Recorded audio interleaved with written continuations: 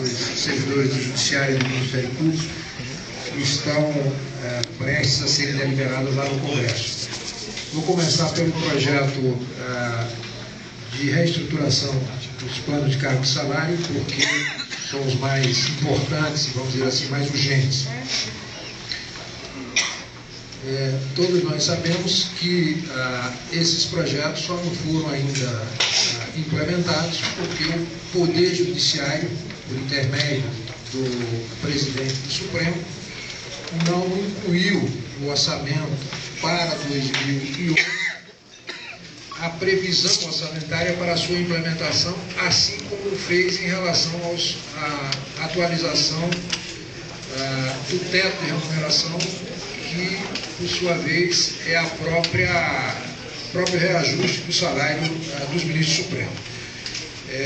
Explicitamente incluiu no orçamento o recurso na sua proposta para o Executivo em relação à implementação da atualização do teto, que é a reajuste dele, e mesmo assim o Executivo reduziu em mais de 50% aquela proposta que o Judiciário tem encaminhado para os magistrados. Para os servidores, encaminhou uma correspondência apartada pedindo que então o Executivo levasse em consideração aquele pleito e tal, mas não incluiu diretamente na sua proposta. O fato de não ter sido incluído no orçamento fez com que o Executivo ficasse à vontade para não acrescentar aquilo, até porque era uma despesa a mais, e o Executivo não tinha nenhum interesse em fazer isso. Então encaminhou o projeto sem essa previsão, mas tinha uma espécie de compromisso formal que, tão logo fosse concluída a eleição, o presidente da República de então, Lula, se sentaria com o presidente do Supremo, que na verdade responde pelos dois projetos. O Ministério Público é linha auxiliar, nunca entrou fortemente nisso, sempre quem guiou esse processo foi o projeto do Judiciário, que puxava o do Ministério Público, e desta vez não será diferente. Então ficou combinado isso. Acontece que o presidente Peluso é um sujeito muito tradicional, com aquela velha mania de liturgia de cargo, combinou com o presidente e achou que o Lula fosse ligar para ele e dizer: olha, presidente, passou a eleição, a minha candidata foi eleita e agora estou te chamando aqui porque eu vou negociar contigo a implementação de 7 bilhões para reestruturar os planos de carreira do Judiciário e do Ministério Público. É muita ingenuidade imaginar um negócio desse. E ficou, por conta disso, aguardando essa ligação que não foi dada. Nem o Lula deu, nem eu daria, nem nenhum de nós daria se tivesse na condição do presidente da República, criar uma despesa para o seu sucessor, ainda mais sendo o sucessor um aliado que ia dar continuidade ao governo. Então não foi feito isso.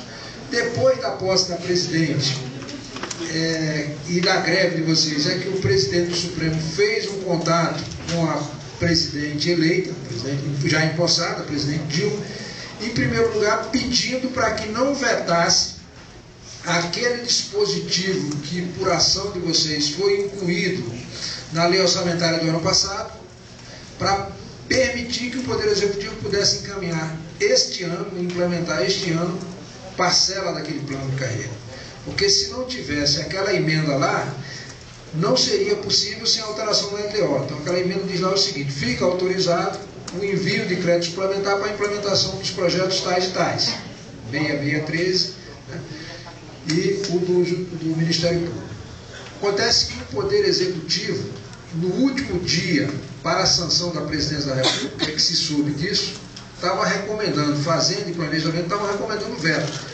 E então a FENAJUF, o Sindijus, que tem base aqui em Brasília, informado nessa hora, é que entraram em campo. O Zé lá do Rio Grande do Sul, o pessoal aqui de Brasília, o Melk, que rapidamente fez contato no Judiciário, no Legislativo e no Executivo, o deputado Policarpo também fez, no sentido de alertar o presidente do que significava aquele veto, que era uma afronta, segunda afronta ao Poder Judiciário, um desrespeito reiterado aos servidores.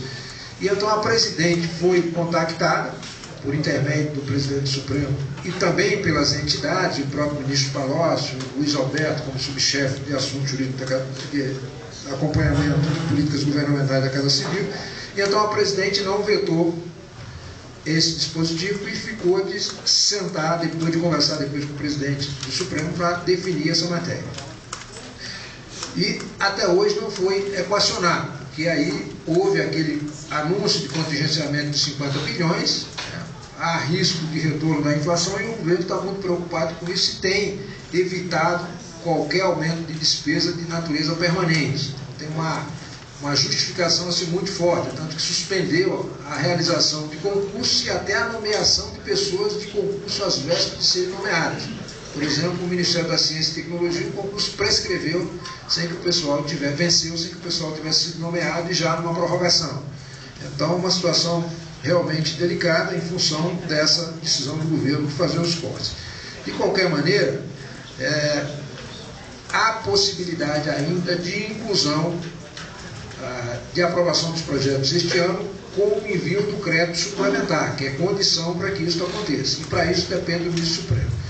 O Policarpo foi designado relator do projeto na Comissão de Finanças e Tributação. Alguém pode levantar um suposto impedimento, mas não há impedimento porque o benefício é coletivo, ele é para uma carreira, ele está na condição do deputado mesmo sendo servidor do Poder Judiciário. Porque se ele não pudesse relatar, nenhum integrante do Poder Executivo, funcionário do Poder Executivo que provisoriamente fosse deputado, poderia relatar projeto de iniciativa do Poder Executivo. Então não há esse impedimento. Mas há um que o Policarpo vai ter que fazer, mas também que não compromete. Ele terá que retirar, porque é praxe no Parlamento, a emenda que apresentou em relação a esse tema. Nada impede, entretanto, que como relator, ele adote uma redação semelhante àquela. Mas não há impedimento em relação a isso. Mas qual é a importância desse processo? A importância desse processo é o seguinte, é que agora ele está na mão de alguém que é oriundo da categoria, sabe das necessidades, sabe do desequilíbrio que existe dessa carreira no Ministério Público e também no Poder Judiciário, em relação às demais carreiras do Executivo que passaram por reestruturação e que vai tensionar junto ao Executivo e junto ao Judiciário uma solução para essa matéria.